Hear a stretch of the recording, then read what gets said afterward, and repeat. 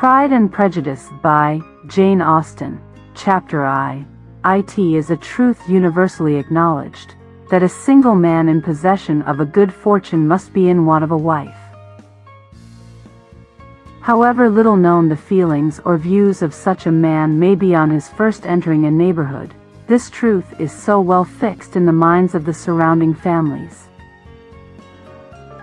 that he is considered as the rightful property of some one or other of their daughters. "My dear Mr. Bennet," said his lady to him one day, "have you heard that Netherfield Park is let at last?" Mr. Bennet replied that he had not. "But it is," returned she, "for Mrs. Long has just been here, and she told me all about it." Mr. Bennet made no answer. "Do not you want to know who has taken it?" cried his wife, impatiently. "You want to tell me, and I have no objection to hearing it. He came down to see the place." This was invitation enough. "Why, my dear, you must know, Mrs. Long says that Netherfield is taken by a young man of large fortune from the north of England, that he came down on Monday in a chaise and four to see the place, and was so much delighted with it that he agreed with Mr. Morris immediately, that he is to take possession before Michaelmas, and some of his servants are to be in the house by the end of next week." "What is his name?" "Bingley." "Is he married or single?" "Oh, single, my dear, to be sure. A single man of large fortune, 4 or 5,000 a year. What a fine thing for our girls." "How so? How can it affect them?" "My dear Mr. Bennet," replied his wife, "how can you be so tiresome? You must know that I am thinking of his marrying one of them." "Is that his design in settling here?" "Design? Nonsense, how can you talk so? But it is very likely that he may fall in love with one of them, and therefore you must visit him as soon as he comes." "I see no occasion for that. You and the girls may go, or you may send them by themselves, which perhaps will be still better, for as you are as handsome as any of them, Mr. Bingley might like you the best of the party." "My dear, you flatter me. I certainly have had my share of beauty, but I do not pretend to be anything extraordinary now. When a woman has 5 grown-up daughters, she ought to give over thinking of her own beauty. In such cases, a woman has not often much beauty to think of. But, my dear, you must indeed go and see Mr. Bingley when he comes into the neighborhood. It is more than I engage for, I assure you. But consider your daughters. Only think what an establishment it would be for one of them. Sir William and Lady Lucas are determined to go, merely on that account, for in general, you know, they visit no newcomers. Indeed you must go, for it will be impossible for us to visit him, if you do not. You are over-scrupulous, surely." "I dare say Mr. Bingley will be very glad to see you, and I will send a few lines by you to assure him of my hearty consent to his marrying whichever he chooses of the girls, though I must throw in a good word for my little Lizzie. I desire you will do no such thing. Lizzie is not a bit better than the others, and I am sure she is not half so handsome as Jane, nor half so good-humored as Lydia. But you are always giving her the preference." "They have none of them much to recommend them," replied he. "They are all silly and ignorant like other girls, but Lizzie has something more of quickness than her sisters. Mr. Bennet, how can you abuse your own children in such a way? You take delight in vexing me. You have no compassion on my poor nerves. You mistake me, my dear. I have a high respect for your nerves. They are my old friends. I have heard you mention them with consideration these 20 years at least. Ah, you do not know what I suffer. But I hope you will get over it, and live to see many young men of 4,000 a year come into the neighborhood. It will be no use to us, if 20 such should come, since you will not visit them.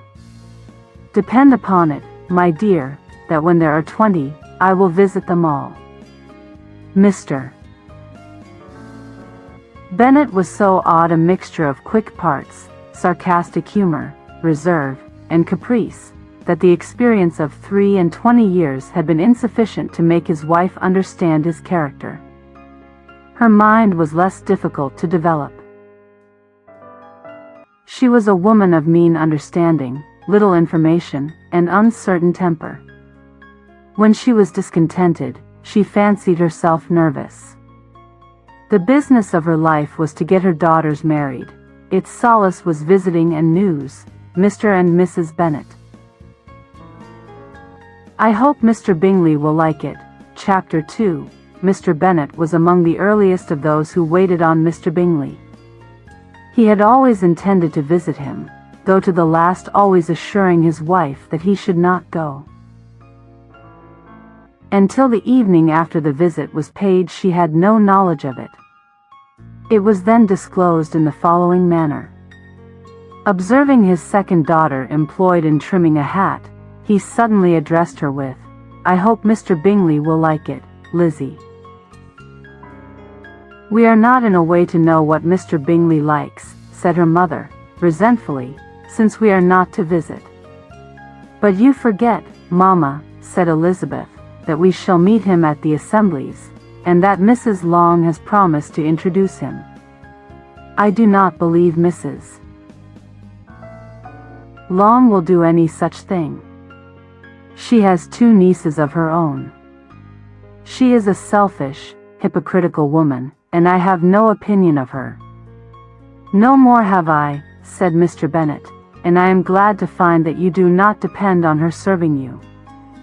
Mrs. Bennet deigned not to make any reply, but, unable to contain herself, began scolding one of her daughters. "Don't keep coughing so, Kitty, for heaven's sake. Have a little compassion on my nerves. You tear them to pieces."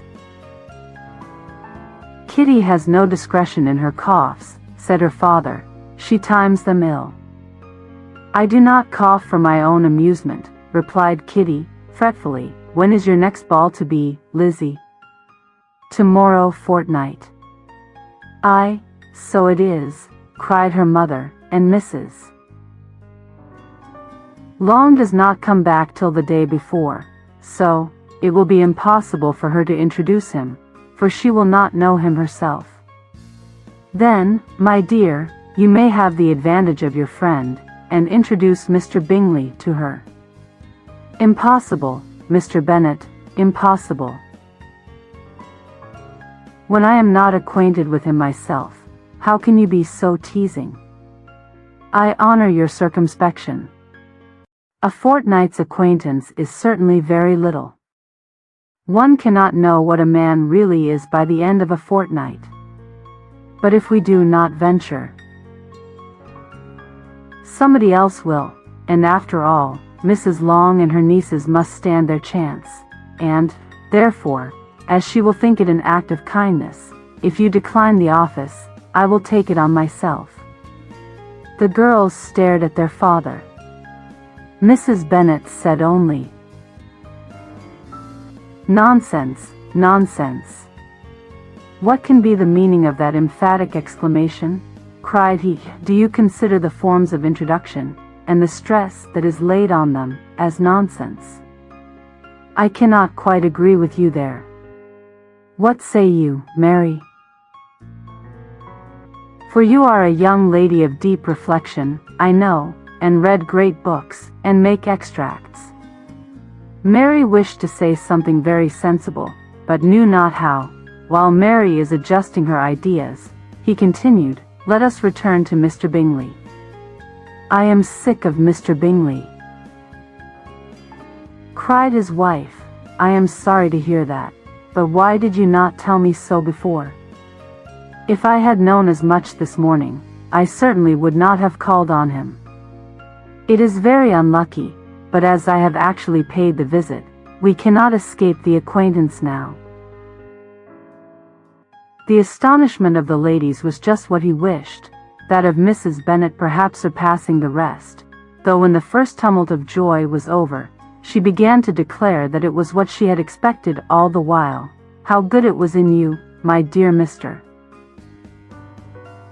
Bennet. But I knew I should persuade you at last. I was sure you loved your girls too well to neglect such an acquaintance. Well, how pleased I am. And it is such a good joke, too, that you should have gone this morning, and never said a word about it till now. Now, Kitty, you may cough as much as you choose," said Mr. Bennet, and, as he spoke, he left the room, fatigued with the raptures of his wife. "What an excellent father you have, girls," said she, when the door was shut. "I do not know how you will ever make him amends for his kindness, or me either, for that matter. At our time of life, it is not so pleasant, I can tell you, to be making new acquaintances every day, but for your sakes we would do anything. Lydia, my love. Though you are the youngest, I dare say Mr. Bingley will dance with you at the next ball." "Oh," said Lydia, stoutly, "I am not afraid, for though I am the youngest, am the tallest." The rest of the evening was spent in conjecturing how soon he would return Mr. Bennet's visit, and determining when they should ask him to dinner.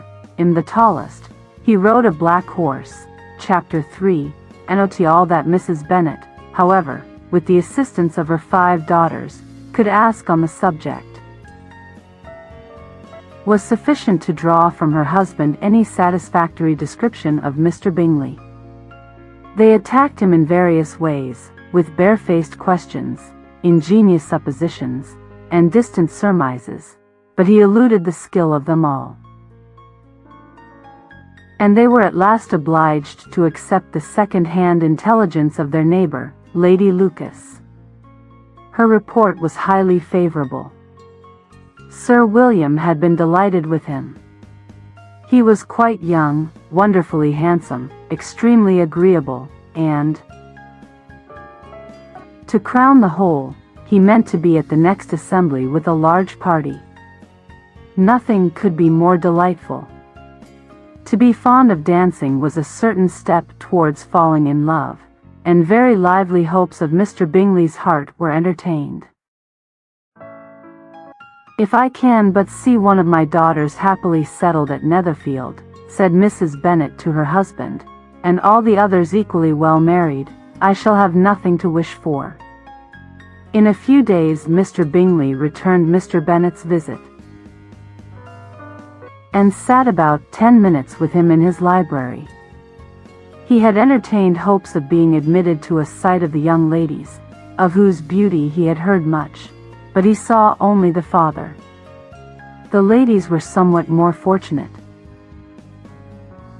for they had the advantage of ascertaining, from an upper window, that he wore a blue coat and rode a black horse. An invitation to dinner was soon afterwards dispatched, and already had Mrs. Bennet planned the courses that were to do credit to her housekeeping, when an answer arrived which deferred it all. Mr. Bingley was obliged to be in town the following day, and consequently unable to accept the honour of their invitation, etc. Mrs. Bennet was quite disconcerted.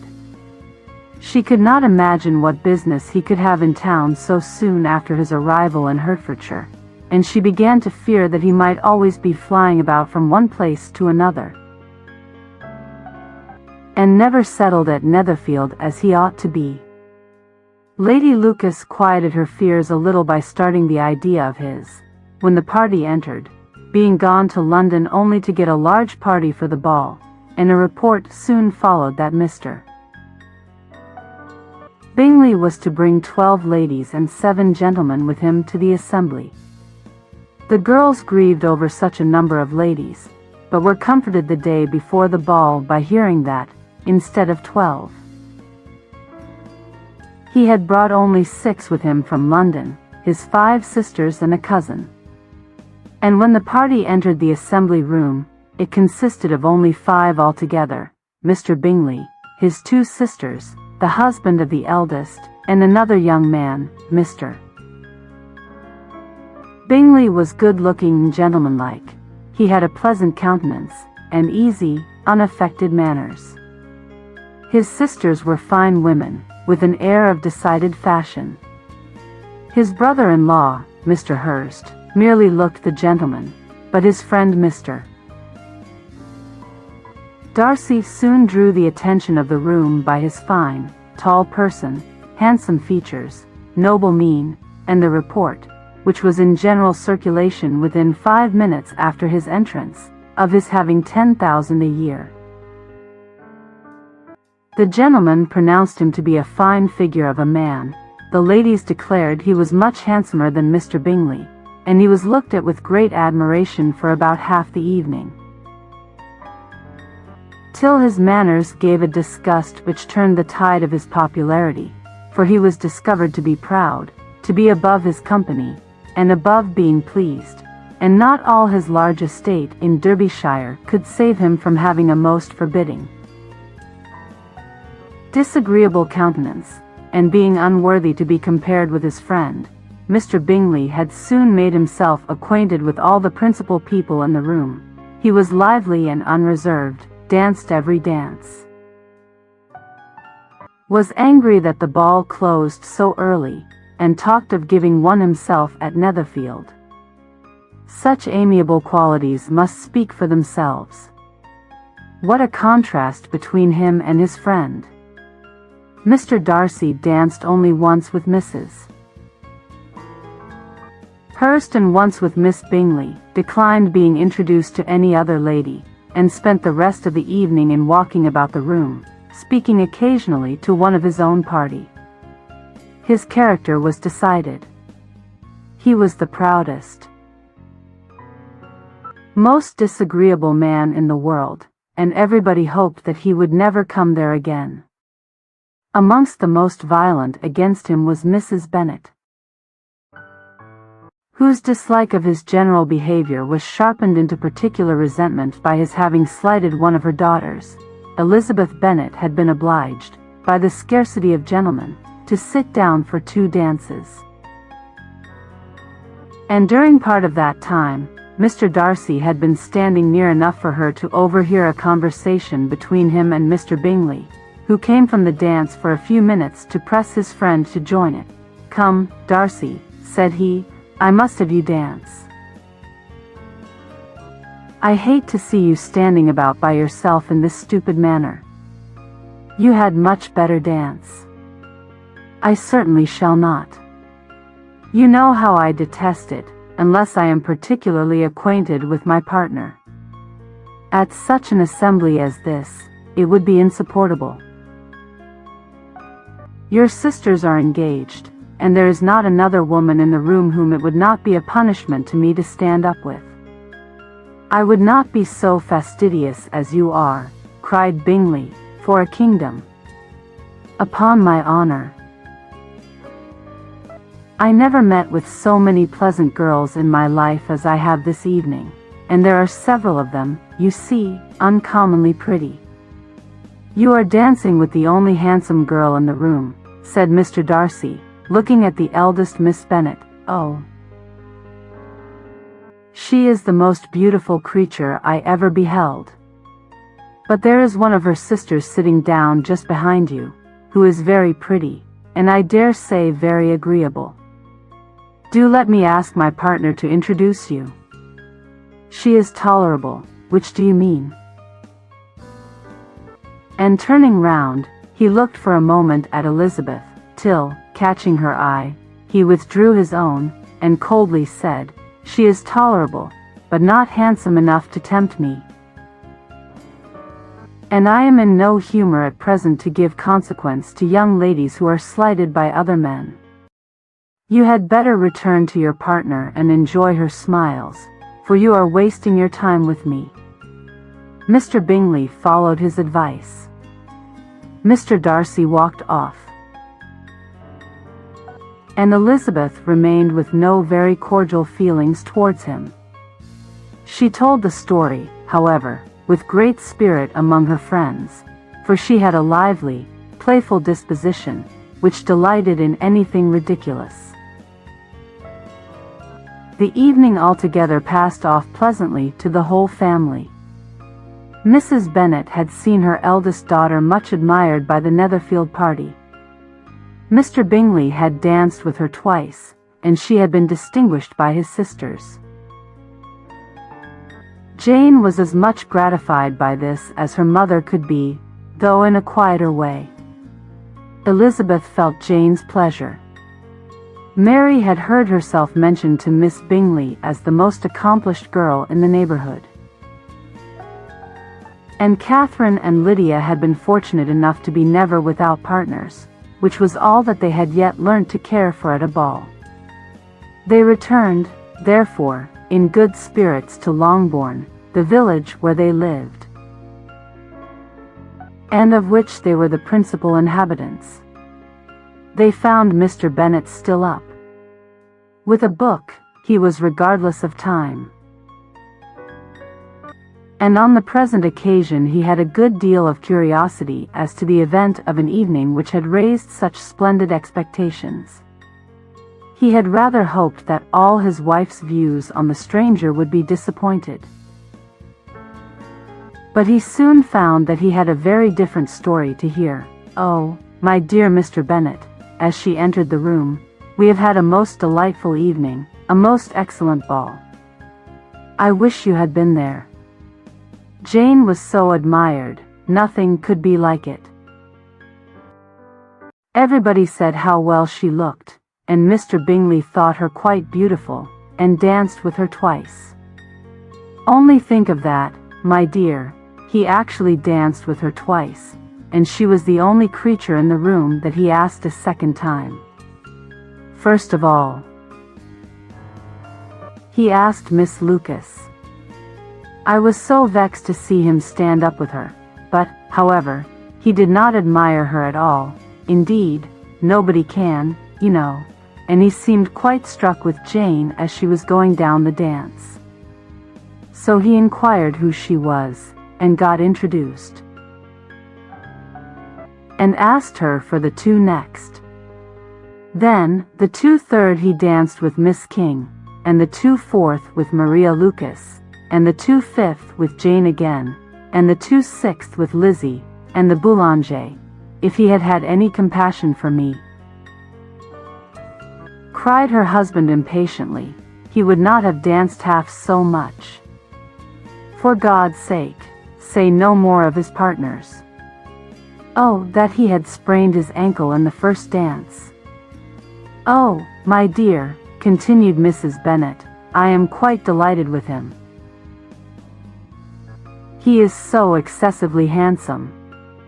And his sisters are charming women. I never in my life saw anything more elegant than their dresses. I dare say the lace upon Mrs. Hurst's gown." Here she was interrupted again. Mr. Bennet protested against any description of finery. She was therefore obliged to seek another branch of the subject, and related, with much bitterness of spirit, and some exaggeration, the shocking rudeness of Mr. Darcy, but I can assure you, she added, that Lizzie does not lose much by not suiting his fancy, for he is a most disagreeable, horrid man, not at all worth pleasing. So high and so conceited, that there was no enduring him. He walked here, and he walked there, fancying himself so very great. Not handsome enough to dance with. I wish you had been there, my dear, to have given him one of your set-downs. I quite detest the man. Chapter 4. When Jane and Elizabeth were alone, the former, who had been cautious in her praise of Mr. Bingley before, expressed to her sister how very much she admired him. "He is just what a young man ought to be," said she, "sensible, good-humoured, lively, and I never saw such happy manners. So much ease. With such perfect good breeding." "He is also handsome," replied Elizabeth, "which a young man ought likewise to be if he possibly can. His character is thereby complete. I was very much flattered by his asking me to dance a second time. I did not expect such a compliment. Did not you? I did for you. But that is one great difference between us. Compliments always take you by surprise, and me never. What could be more natural than his asking you again? He could not help seeing that you were about 5 times as pretty as every other woman in the room. No thanks to his gallantry for that. Well, he certainly is very agreeable, and I give you leave to like him. You have liked many a stupider person." "Dear Lizzie. Oh, you are a great deal too apt, you know, to like people in general. You never see a fault in anybody. All the world are good and agreeable in your eyes. I never heard you speak ill of a human being in my life. I would wish not to be hasty in censuring anyone, but I always speak what I think. I know you do, and it is that which makes the wonder. With your good sense, to be so honestly blind to the follies and nonsense of others. Affectation of candor is common enough, one meets with it everywhere. But to be candid without ostentation or design, to take the good of everybody's character and make it still better, and say nothing of the bad, belongs to you alone. And so, you like this man's sisters, too, do you? Their manners are not equal to his.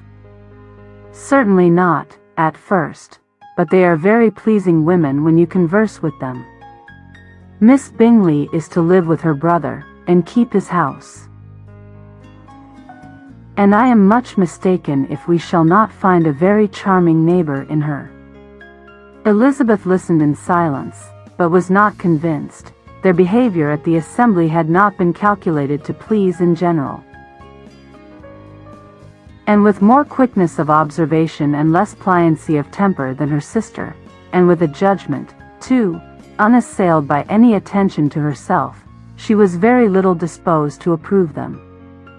They were, in fact, very fine ladies. Not deficient in good humour when they were pleased, nor in the power of being agreeable where they chose it, but proud and conceited. They were rather handsome, had been educated in one of the first private seminaries in town, had a fortune of £20,000, were in the habit of spending more than they ought, and of associating with people of rank, and were, therefore, in every respect entitled to think well of themselves and meanly of others. They were of a respectable family in the north of England, a circumstance more deeply impressed on their memories than that their brother's fortune and their own had been acquired by trade. Mr. Bingley inherited property to the amount of nearly £100,000 from his father, who had intended to purchase an estate, but did not live to do it. Mr. Bingley intended it likewise, and sometimes made choice of his county, but, as he was now provided with a good house and the liberty of a manor, it was doubtful to many of those who best knew the easiness of his temper, whether he might not spend the remainder of his days at Netherfield, and leave the next generation to purchase. His sisters were very anxious for his having an estate of his own, but though he was now established only as a tenant, Miss Bingley was by no means unwilling to preside at his table, nor was Mrs. Hurst. who had married a man of more fashion than fortune, less disposed to consider his house as her home when it suited her. Mr. Bingley had not been of age 2 years when he was tempted, by an accidental recommendation, to look at Netherfield House. He did look at it, and into it, for half an hour, was pleased with the situation and the principal rooms, satisfied with what the owner said in its praise, and took it immediately. Between him and Darcy there was a very steady friendship, in spite of a great opposition of character. Bingley was endeared to Darcy by the easiness, openness, and ductility of his temper, though no disposition could offer a greater contrast to his own. And though with his own he never appeared dissatisfied. On the strength of Darcy's regard, Bingley had the firmest reliance, and of his judgment the highest opinion. In understanding, Darcy was the superior. Bingley was by no means deficient. But Darcy was clever.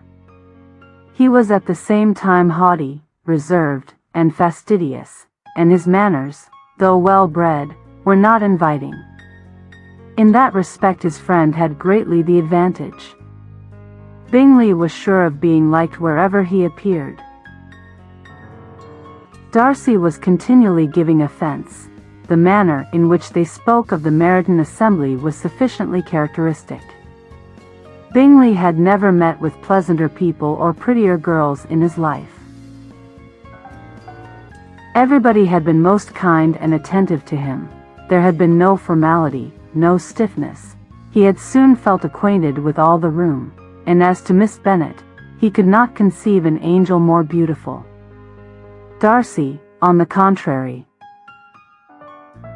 had seen a collection of people in whom there was little beauty and no fashion, for none of whom he had felt the smallest interest, and from none received either attention or pleasure. Miss Bennet he acknowledged to be pretty, but she smiled too much. Mrs. Hurst and her sister allowed it to be so, but still they admired her and liked her, and pronounced her to be a sweet girl, and one whom they should not object to know more of. Miss Bennet was therefore established as a sweet girl, and their brother felt authorized by such commendation to think of her as he chose. Chapter 5. Within a short walk of Longbourn lived a family with whom the Bennets were particularly intimate. Sir William Lucas had been formerly in trade in Meryton, where he had made a tolerable fortune, and risen to the honor of knighthood by an address to the king during his mayoralty. The distinction had, perhaps, been felt too strongly. It had given him a disgust to his business and to his residence in a small market town, and, quitting them both, he had removed with his family to a house about a mile from Meryton, denominated from that period Lucas Lodge, where he could think with pleasure of his own importance, and, unshackled by business, occupy himself solely in being civil to all the world. For, though elated by his rank, it did not render him supercilious. On the contrary, he was all attention to everybody.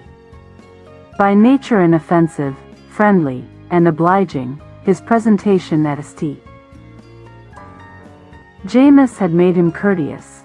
Lady Lucas was a very good kind of woman, not too clever to be a valuable neighbor to Mrs. Bennet. They had several children.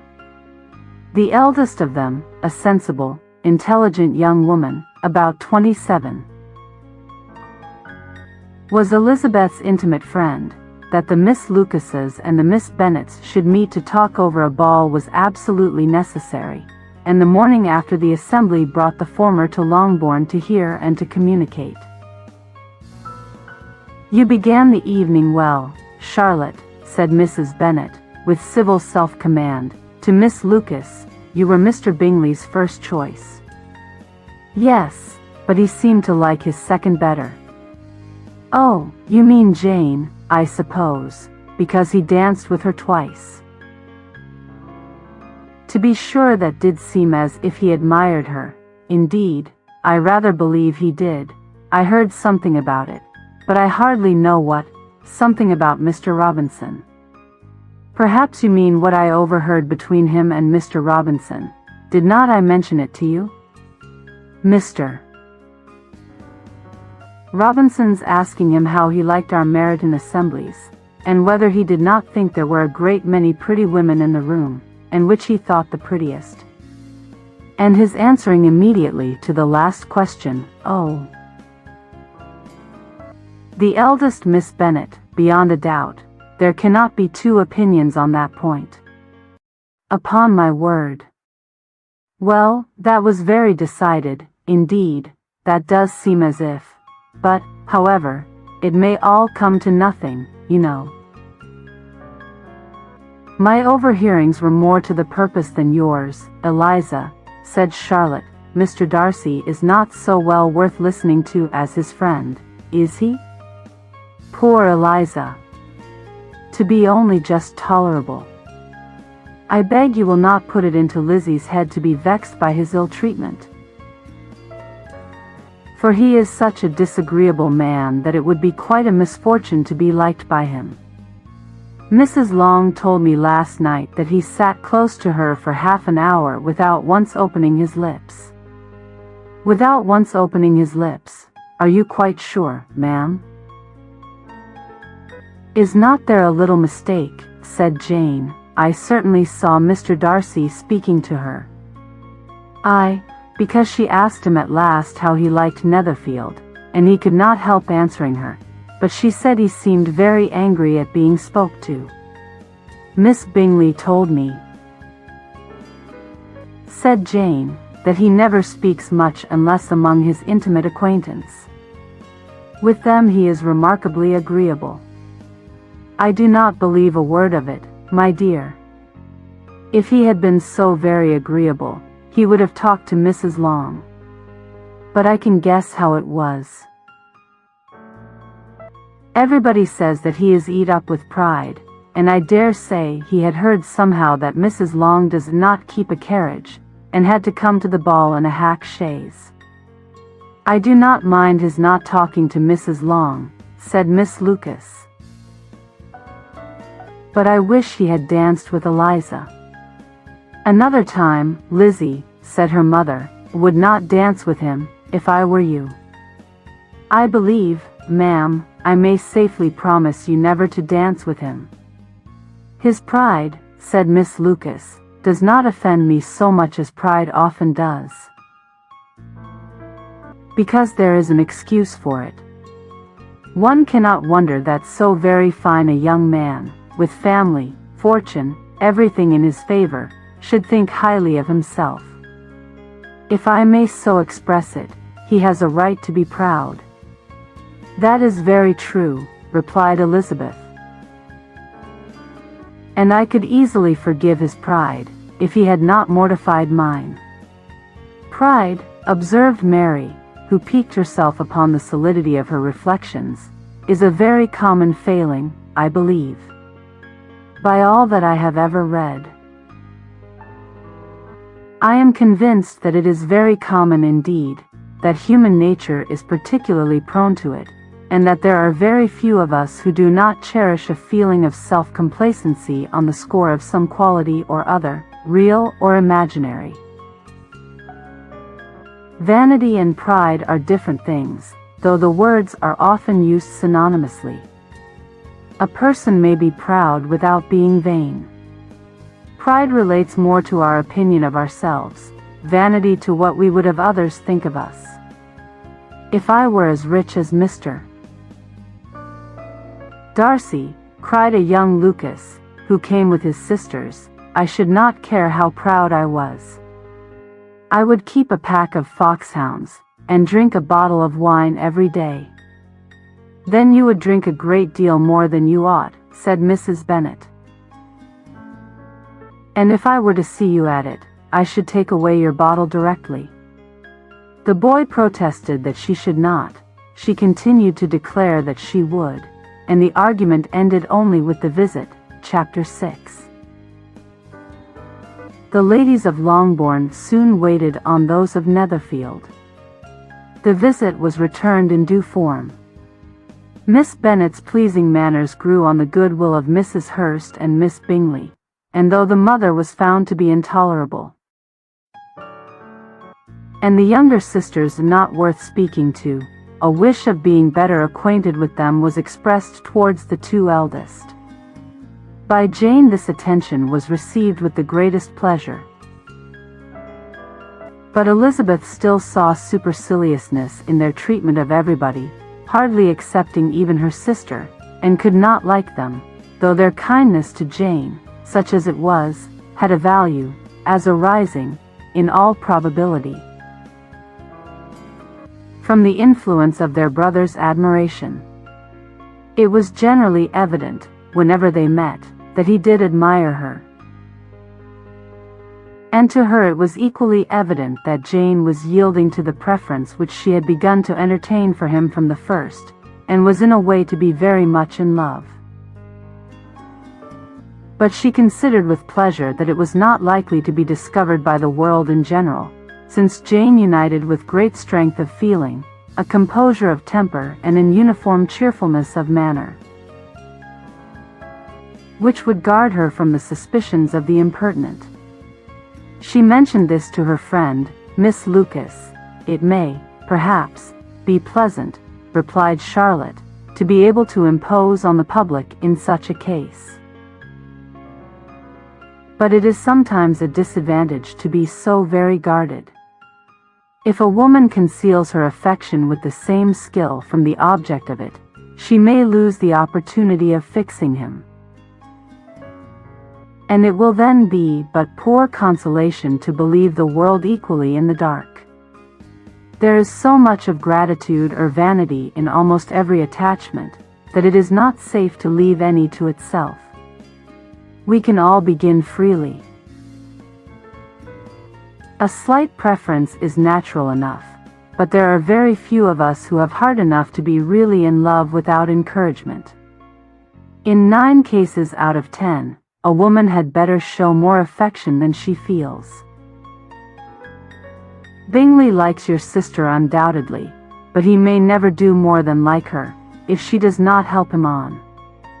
But she does help him on, as much as her nature will allow.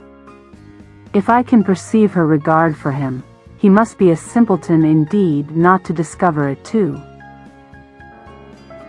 Remember, Eliza, that he does not know Jane's disposition as you do.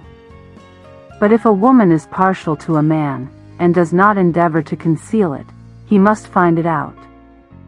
Perhaps he must, if he sees enough of her. But though Bingley and Jane meet tolerably often, it is never for many hours together, and as they always see each other in large mixed parties, it is impossible that every moment should be employed in conversing together. Jane should therefore make the most of every half-hour in which she can command his attention. When she is secure of him, there will be leisure for falling in love as much as she chooses. "Your plan is a good one," replied Elizabeth. "Where nothing is in question but the desire of being well married, and if I were determined to get a rich husband, or any husband, I dare say I should adopt it. But these are not Jane's feelings. She is not acting by design. As yet she cannot even be certain of the degree of her own regard, nor of its reasonableness. She has known him only a fortnight. She danced 4 dances with him at Meryton. She saw him one morning at his own house, and has since dined in company with him 4 times. This is not quite enough to make her understand his character. Not as you represent it. Had she merely dined with him, she might only have discovered whether he had a good appetite. But you must remember that 4 evenings have been also spent together, and 4 evenings may do a great deal. Yes, these 4 evenings have enabled them to ascertain that they both like vingt un better than commerce. But with respect to any other leading characteristic, I do not imagine that much has been unfolded." "Well," said Charlotte, "I wish Jane success with all my heart, and if she were married to him tomorrow, I should think she had as good a chance of happiness as if she were to be studying his character for a 12-month. Happiness in marriage is entirely a matter of chance. If the dispositions of the parties are ever so well known to each other, or ever so similar beforehand, it does not advance their felicity in the least. They always continue to grow sufficiently unlike afterwards to have their share of vexation. And it is better to know as little as possible of the defects of the person with whom you are to pass your life. You make me laugh, Charlotte, but it is not sound. You know it is not sound, and that you would never act in this way yourself." Occupied in observing Mr. Bingley's attention to her sister, Elizabeth was far from suspecting that she was herself becoming an object of some interest in the eyes of his friend. Mr. Darcy had at first scarcely allowed her to be pretty. He had looked at her without admiration at the ball, and when they next met, he looked at her only to criticize. But no sooner had he made it clear to himself and his friends that she had hardly a good feature in her face, then he began to find it was rendered uncommonly intelligent by the beautiful expression of her dark eyes. To this discovery succeeded some others equally mortifying. Though he had detected with a critical eye more than one failure of perfect symmetry in her form, he was forced to acknowledge her figure to be light and pleasing. And in spite of his asserting that her manners were not those of the fashionable world, he was caught by their easy playfulness. Of this she was perfectly unaware. To her he was only the man who made himself agreeable nowhere,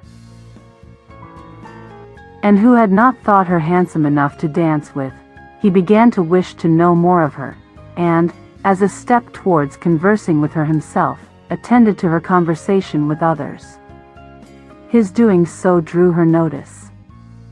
It was at Sir William Lucas, where a large party were assembled. "What does Mr. Darcy mean," said she to Charlotte, "by listening to my conversation with Colonel Forster? That is a question which Mr. Darcy only can answer. But if he does it any more, I shall certainly let him know that I see what he is about. He has a very satirical eye, and if I do not begin by being impertinent myself, I shall soon grow afraid of him." The entreaties of several, on his approaching them soon afterwards, though without seeming to have any intention of speaking, Miss Lucas defied her friend to mention such a subject to him, which immediately provoking Elizabeth to do it, she turned to him and said, "Did not you think, Mr. Darcy, that I expressed myself uncommonly well just now, when I was teasing Colonel Forster to give us a ball at Meryton?" "With great energy, but it is a subject which always makes a lady energetic. You are severe on us. It will be her turn soon to be teased," said Miss Lucas. "I am going to open the instrument, Eliza, and you know what follows. You are a very strange creature by way of a friend, always wanting me to play and sing before anybody and everybody. If my vanity had taken a musical turn, you would have been invaluable, but as it is, would really rather not sit down before those who must be in the habit of hearing the very best performers." On Miss Lucas persevering, however, she added, "Very well, if it must be so, it must." And gravely glancing at Mr. Darcy, "There is a very fine old saying, which everybody here is of course familiar with, 'Keep your breath to cool your porridge, and I shall keep mine to swell my song.'" Her performance was pleasing, though by no means capital. After a song or two, and before she could reply to the entreaties of several that she would sing again, she was eagerly succeeded at the instrument by her sister Mary, who having, in consequence of being the only plain one in the family, worked hard for knowledge and accomplishments, was always impatient for display. Mary had neither genius nor taste, and though vanity had given her application, it had given her likewise a pedantic air and conceited manner, which would have injured a higher degree of excellence than she had reached. Elizabeth, easy and unaffected, had been listened to with much more pleasure, though not playing half so well, and Mary, at the end of a long concerto, was glad to purchase praise and gratitude by Scotch and Irish airs, at the request of her younger sisters, who with some of the Lucases, and 2 or 3 officers, joined eagerly in dancing at one end of the room. Mr. Darcy stood near them in silent indignation at such a mode of passing the evening, to the exclusion of all conversation, and was too much engrossed by his own thoughts to perceive that Sir William Lucas was his neighbour, till Sir William thus began: "What a charming amusement for young people this is, Mr. Darcy. There is nothing like dancing, after all. I consider it as one of the first refinements of polished societies." "Certainly, sir, and it has the advantage also of being in vogue amongst the less polished societies of the world. Every savage can dance." Sir William only smiled. "Your friend performs delightfully," he continued, after a pause, on seeing Bingley join the group, "and I doubt not that you are an adept in the science yourself, Mr. Darcy. You saw me dance at Meryton, I believe, sir?" "Yes, indeed." "And received no inconsiderable pleasure from the sight. Do you often dance at St. James's?" "Never, sir." "Do you not think it would be a proper compliment to the place?" "It is a compliment which I never pay to any place if I can avoid it." "You have a house in town, I conclude?" Mr. Darcy bowed. "I had once some thoughts of fixing in town myself, for I am fond of superior society, but I did not feel quite certain that the air of London would agree with Lady Lucas." He paused in hopes of an answer,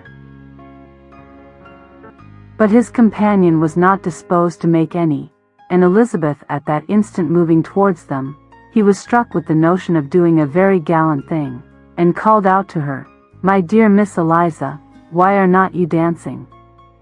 "Mr. Darcy,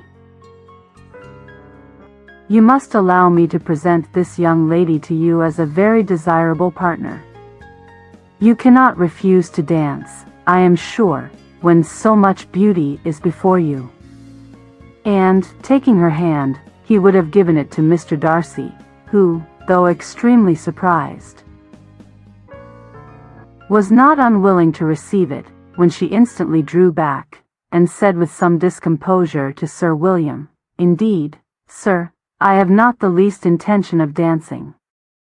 I entreat you not to suppose that I move this way in order to beg for a partner." Mr. Darcy, with grave propriety, requested to be allowed the honor of her hand, but in vain. Elizabeth was determined, nor did Sir William at all shake her purpose by his attempt at persuasion. "You excel so much in the dance, Miss Eliza,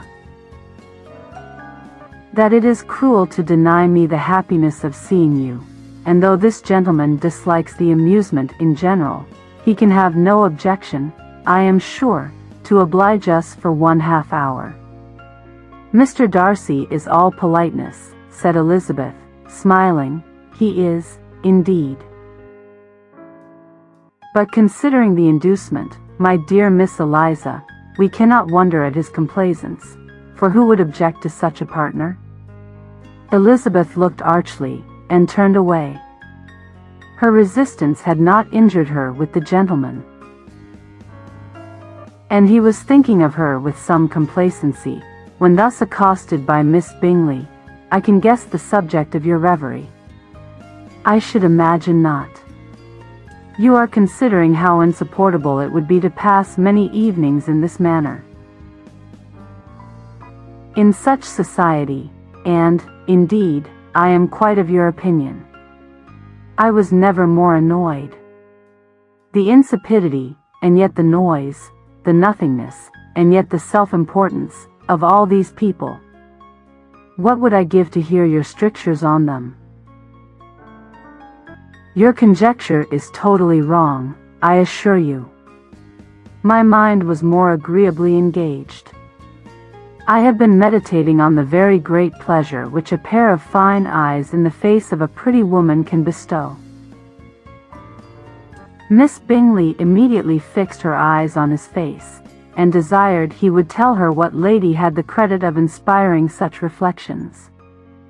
Mr. Darcy replied, with great intrepidity, Miss Elizabeth Bennet. Miss Elizabeth Bennet, repeated Miss Bingley. I am all astonishment. How long has she been such a favorite?